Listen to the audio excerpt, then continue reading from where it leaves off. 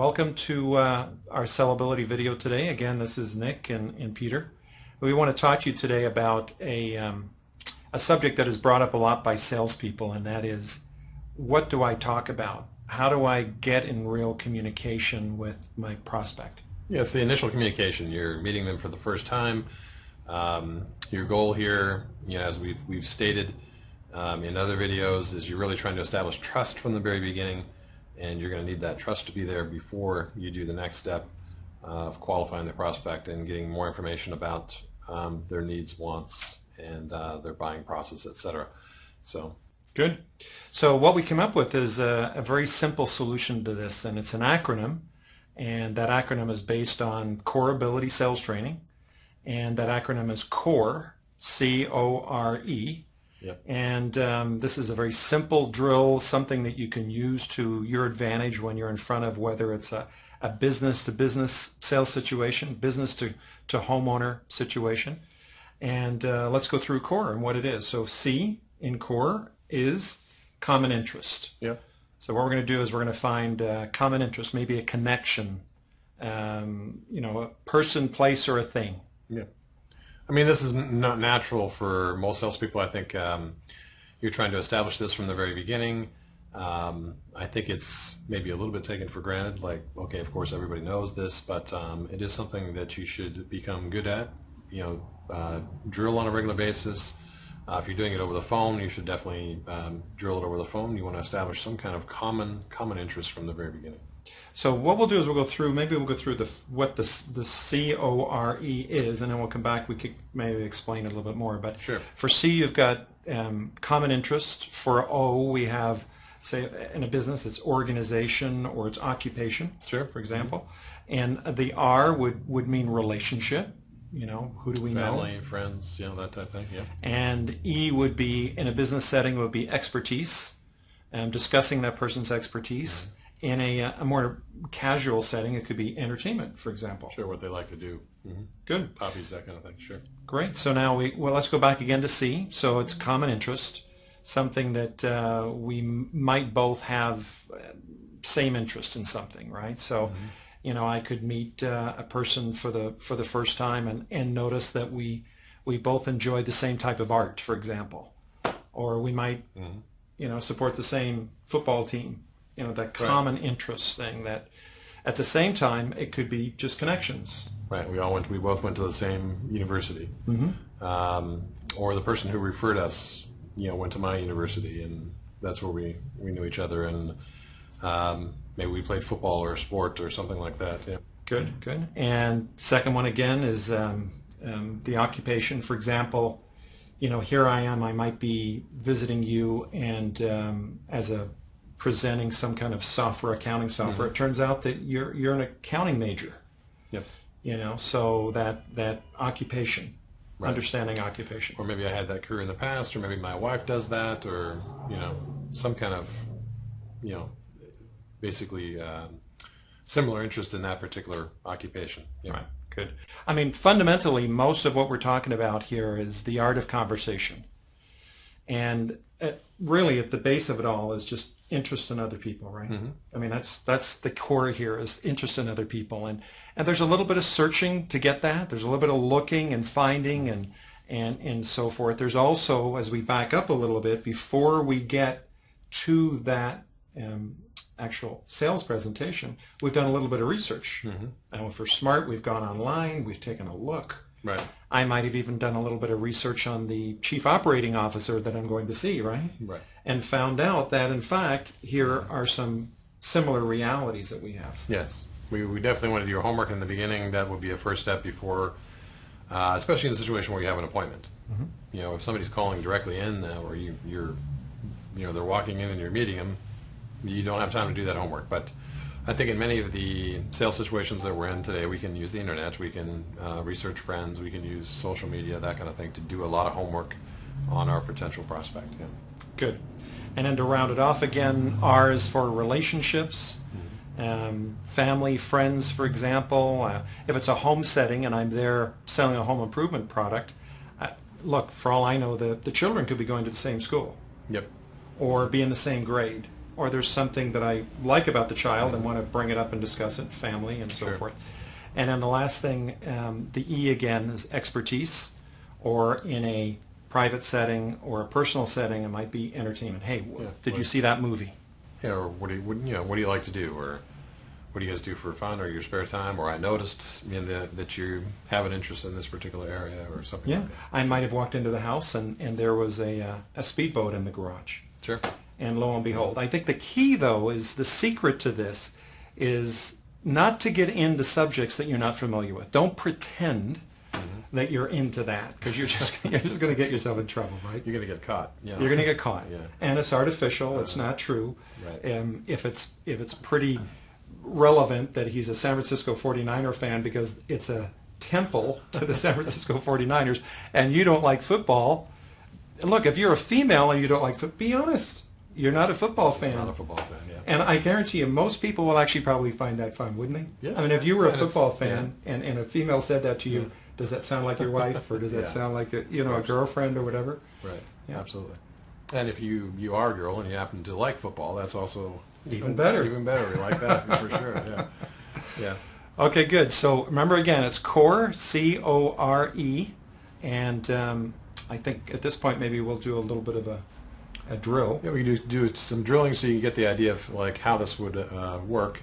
And the thing about the drilling or doing the exercises is that it's always going to be more difficult to do the exercise than it will be to do this in person. So in the exercises, of course, we're making up the scenario and all of that. And when you meet somebody, of course, you're just going to be interested in them.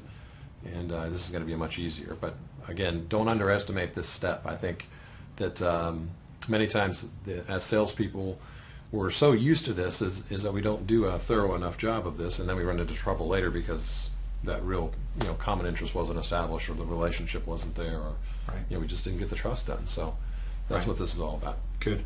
And then also understanding that this is not a speed drill. Yes. Building conversation, building a conversation of who they are, what they are, being interested in them. Sure. It's not like we're trying to do this in 2 minutes. So we're not Exactly. putting a time limit on this. Sure. It takes as long as it takes. Exactly. A lot of customers decide to go off in a direction and talk for 10, 15 minutes. I mean, there's one really good question when it comes to occupation that you can ask is, just out of curiosity, how did you ever get to be chief operating officer of a company this size? I mean, did you start at the bottom? Did you work your way up? Right. You hear a lot of, for example, if you go into the entertainment industry and some of the most successful people in entertainment, and you find out that they started in the mailroom, Yes. and they love to tell that story, right? Or You might find a younger man in an older business, and the question would be appropriate. And just out of curiosity, was this something that your dad started? How did you get into this occupation? Right. Was it something you learned from your father? And that being interested in develops more conversation and segues into what's appropriate when we start talking now about the message or Product what or it is, service, the yeah. product service that we're there to discuss. Sure. Good. Exactly. So Now, just as a note, you'll see that Peter today is without the tie, and I'm with the tie. I want to give you just an initial, just from a common interest standpoint. If you're showing up at somebody's home and you're selling, like, say, home improvement, then you wouldn't necessarily show up just like me. But maybe as a financial advisor, you may. So just in terms of dress, or we have a little in terms of common interest or that type thing, you could, like if I showed up to sell some home improvement looking like this, then immediately I might be mistrusted. right, So you definitely cost too much. my price could be a little high. Yes. So it is important to take that into account. A good rule of thumb is to be one notch above your clients.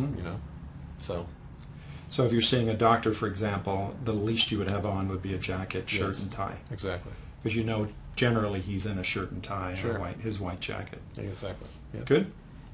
Okay, so let's do an example drill. And how you set this up is one of us is going to be the customer, one of us is going to be the salesperson. In this case, we'll set it up to where I'm the financial advisor, and let's say I'm coming to your business. Okay, great. So, Okay, good. So here we are. We've met. Hi. yes, Nick. hi, Peter. Nick. Nick, nice to meet you. Yeah, good to meet you. And hey, I just out of curiosity, I mean, this is a beautiful office. How long have you been here? Well, gee, we moved in here about 2 years ago. Yeah, I actually bought the building. Wow, really? Yeah, yeah. Well, my father left brought me up in the business. It was an old building that we used to have. Business started getting better, and hence I need to talk to a financial advisor, But yeah, thank you. I'm glad you like it. Yeah. And how long have you overall? It's like a family business. So how long have you overall had it? Well, it started back in 1975, and then my older brother took it over in the early 90s, and then I took it over in 2000. So it's been about 10, 12 years now since we've been here. Very good. Very good. Good. So back to core again. So part of it is a little bit of fishing, right? Yep. I think with a business owner setting, it's really appropriate to talk about business. My own personal background in business-to-business selling, every business owner I've ever met loves to talk about a little bit of his history, how he got there, how he built it. Yeah, where he got started, all of those things. Mm-hmm. Sure. Within a home improvement setting or selling in home improvement, people love to talk about their homes. They're there. You're there as the salesman to enhance the home.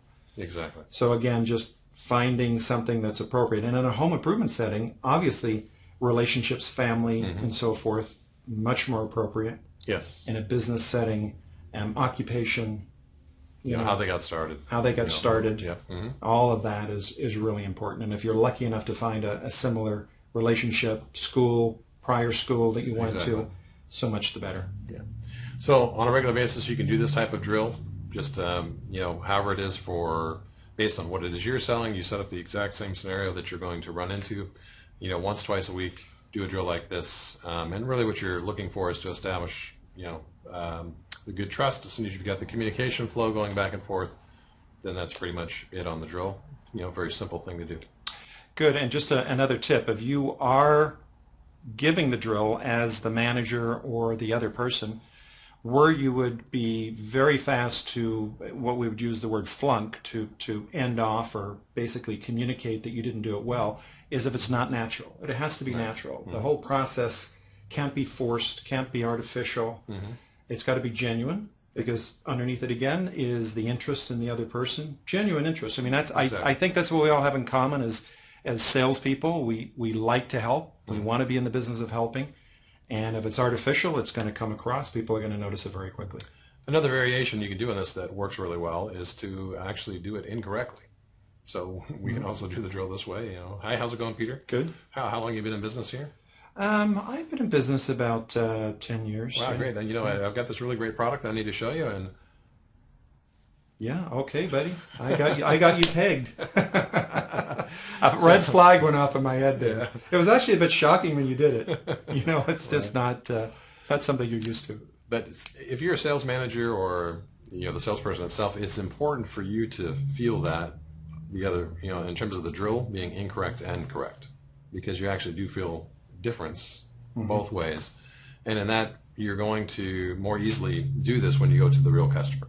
So doing the drill both incorrectly and correctly, given both variations, good thing to do with your entire sales team and on a regular basis. Great. Good. Hope you like this, and we'll see you in the next video. See you next time.